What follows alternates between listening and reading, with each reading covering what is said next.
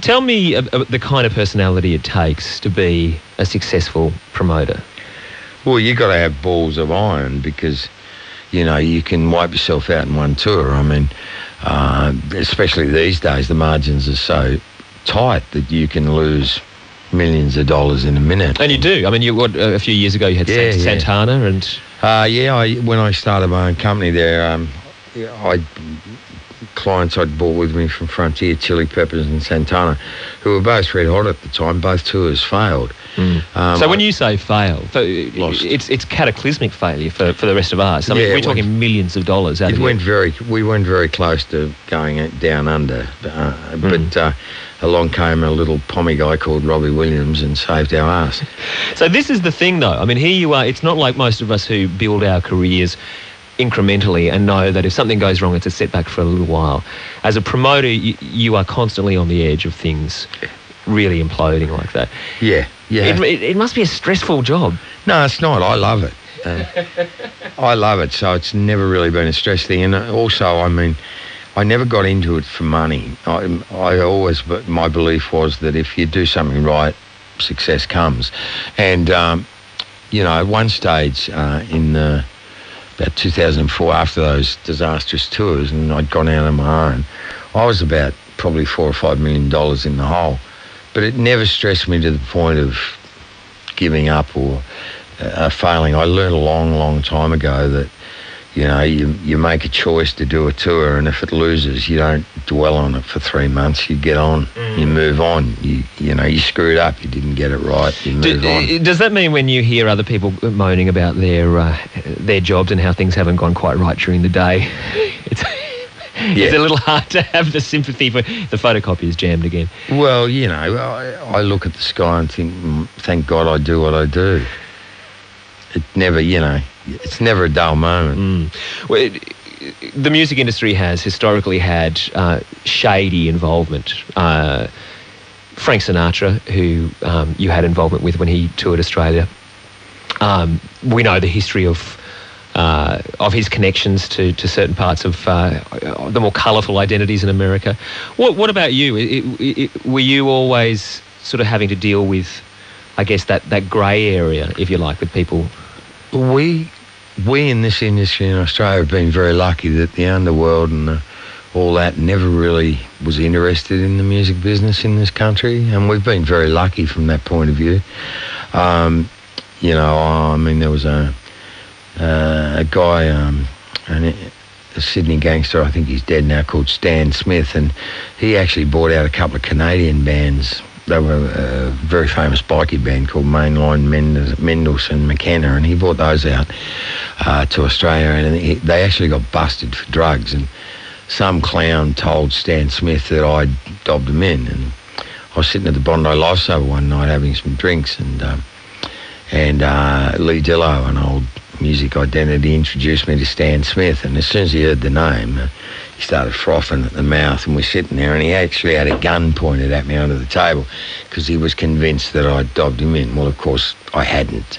I'd never been in the country, so how do you convince a gangster that you didn't do that, though? I talked like I've never talked before. But, you know, there's things in the book about Ian Saxon who got busted for all that dope and stuff, but we didn't even really know what the size of that was. But we're very lucky that the underworld never, ever really got involved. There's some interesting stories about Sinatra and the underworld. Well, let's talk about Sinatra for a moment. What was he like in the flesh? There's a photograph of you with Frank Sinatra in the book. He was just an old guy, and he was grumpy, and he was very old, and you know, he wanted everything his way, and you know, I couldn't believe the way he treated his son, who was the orchestra conductor. I couldn't believe the way he treated his son. He was just a grumpy old bugger where, you know, Sammy Davis was just a wonderful, wonderful guy. And the night that Sammy stole the show in Sydney, the newspapers arrived at the hotel at 4 o'clock in the morning, and all of a sudden Frank's banging on everybody's door. Get up, we're going home. I'm never going to sing with that little black... Again, Mr. Sinatra, there's no flights. Go back to bed. Who are you? Fuck off. And bip, sorry about that. And we did the show and everything was fine, but he was great. And he was using an auto cue then. I mean, that was the first time I'd seen an auto cue used. On stage? Yeah. It was incredible. Teleprompter. An incredible show, but Sammy was obviously out. Sammy and I sort of picked it up a lot since, but Sammy went out of his way whenever he could to give Frank the shits. Yeah. Michael Chugg is in tonight with a lot of stories from almost half a century of working in the music industry around the globe. He was. You were awarded Promoter of the Year a few years ago, weren't you? Internationally. I've been awarded Promoter of the Year, I think now 3 or 4 times. Yeah. One tour that quite a few of our listeners, no doubt, would have been quite possibly been at was the Long Way to the Top tour, which was based on the ABC sort of initiative. But what was it like for you? Here you were, I guess, promoting some of the artists that you had such a strong involvement with back in the early days, back in the 70s. Yeah, well, I managed quite a few of them at different times, but Paul Clark and Clinton Moore rang Billy Thorpe and I up and said, come to Cedarville Townhouse, we want to do an interview about Australian music. And they told us they'd been commissioned to do this show and they were looking at maybe 1 or 2 episodes. And by the time Billy and I finished talking to them and blown them away with the knowledge of all these Australian bands they'd never heard of and how big they were in the 50s and 60s and 70s. And I was overseas and time went by and it was about three years after those interviews that it actually came out. And I was overseas and I got back. And I'm coming through customs and the custom. So sorry about the swearing. I'll stop swearing.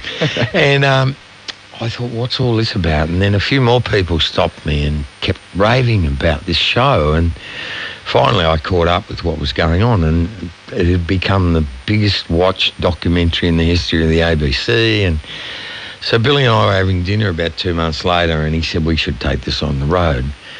And I said, are you crazy? So is this where a lot of the ideas start from? I mean, are they just really, it's just flights of fancy almost? Yeah. It took him 9 months to convince me. Right. And when I bit the bullet, I brought Amanda Perlman and Eric Robinson and Ted Robinson on board, and we started creating it. And Billy was a major driver behind it and getting all the acts to do it. And then we went to Kevin Jacobson and Cole Joy, obviously, because they were so important to the 50s and that. And we put it all together, and little did we imagine that we'd end up doing, I think, 9 Melbourne tennis centres and 9 or 10 Sydneys, and it was incredible. And do you enjoy music? I love music, yeah.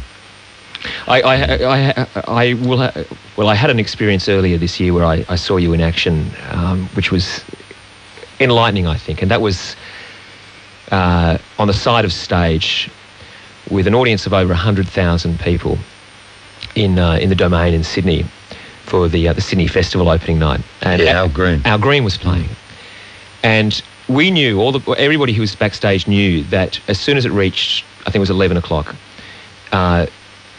If the sound was kept on going, it was going to cost an enormous amount of money. Every minute was, I don't know how much it is, but it's thousands upon thousands upon thousands of dollars. And side of stage, Al Green's there going along, and it gets to 2 minutes to 11, and the stage manager is trying to give the band the wind-up, and you're standing on the side of the stage, dancing away, yelling out, "Don't listen to her, keep on playing." It wasn't my gig. Took me 30 years. They did keep on playing too. I don't know how much that cost. No, it didn't cost them anything. But there's so much rules and regulations around that gig. But it took me 30 years to get Al here. I wasn't going to let it get away that easy. Chuggy, it's lovely catching up with you. I'm sure there's many more hours of conversation and stories. But if you would like to read it for yourself, Hey You in the Black T-shirt by Michael Chugg. Here's a little bit of Billy Thorpe, who we mentioned just earlier on. Thanks, Chuggy. No worries, Rob. Thanks.